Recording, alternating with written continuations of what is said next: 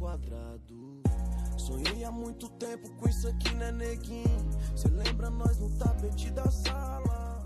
Minha mãe só no portão, não esqueço do meu gol quadrado. Galerinha, tudo bom? Vou mostrar um vídeo aqui pra vocês do escapamento do Gol CHT1000. Tá fazendo um pouquinho de barulho. Vou mostrar aqui pra vocês.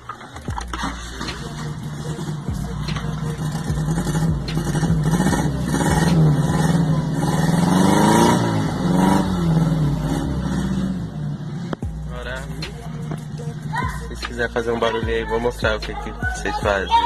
Aí galera, aqui ó, coloquei uma arruela por dentro, tá vendo? No escapamento aqui ficou essa abertura. E eu percebi que ele não tá bebendo muito não. Tá a mesma coisa.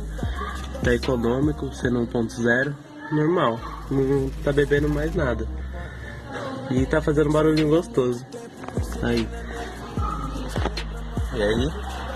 Vou mostrar mais aqui mais uma vez.